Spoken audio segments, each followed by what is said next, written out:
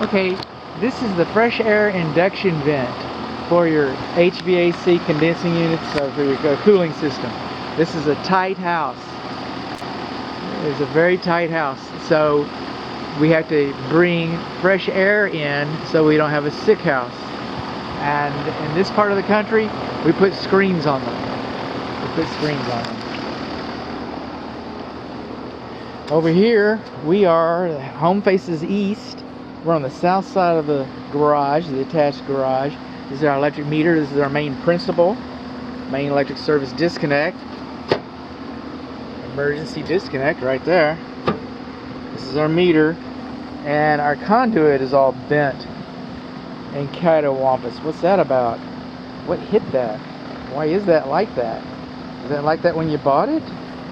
Is that the way the builder delivered this?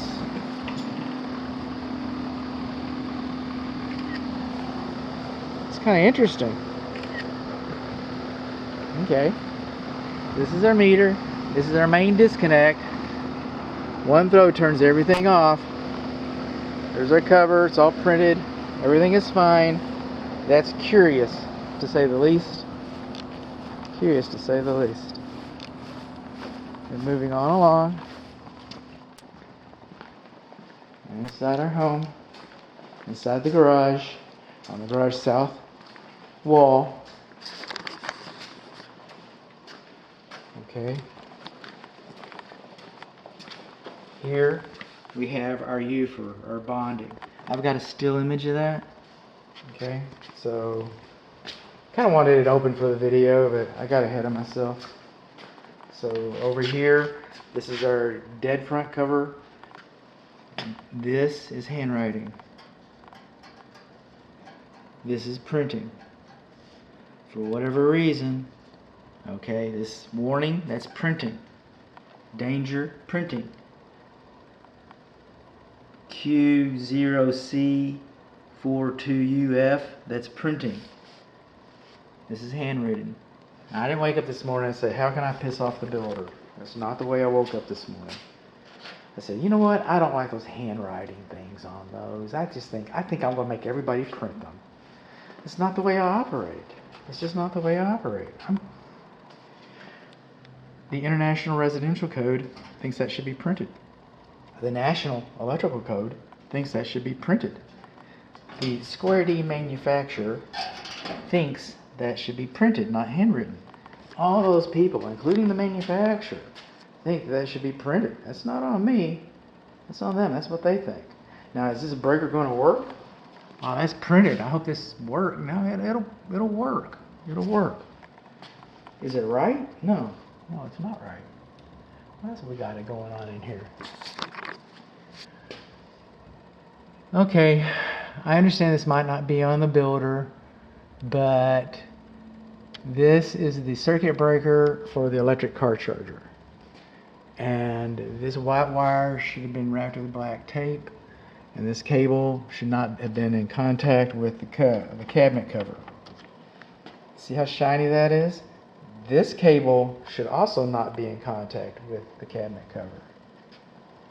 So that cable's in contact with the cable cover, dead front cover, and then of course the electric car thing. I've kind of pushed that back a little bit. Try to help. That should be wrapped with black tape. That's not on the builder, I get that. But all this debris is. I didn't wake up this morning and say, you know what, I'm just tired of all these dirty boxes. I just don't like that. I feel fussy today. That's not the way I woke up. Alright? The International Residential Code, the National Electrical Code, the manufacturer. All these people think that you should not have combustible debris inside your cabinet. That's what they think. I'm just a reporter. Let me come over here. I think I remember reading this. You see I read that? This cabinet has been recalled by the manufacturer. There's two solutions for that. The whole cabinet can be replaced. Or the manufacturer says that if somebody has been certified, and they take this a little class, they get a little certificate, and they can go out, But somebody's been certified to identify and locate the problems or why this cabinet was recalled. And basically it's torquing down these bolts. And so the electrician comes in and he torques down the bolts to the proper tension. It's been, according to the manufacturer, it's been made safe. And then he puts a little orange thing, sometimes they're green, a little dot in there with a date and his initials on it, so that when a home inspector like myself comes in and I see that dot, which I do not see, all right, I don't see it anywhere. So if I didn't see that dot, then I would know that the cabinet had been made safe. The manufacturer will pay for that to happen or arrange for it to happen. Even if they don't, even if the builder picks it up on his own dime, it doesn't cost much more than that. It's relatively inexpensive. It's not expensive at all to make this cabinet safe. It's an economic fix to avoid a very expensive problem. Maybe even tragic.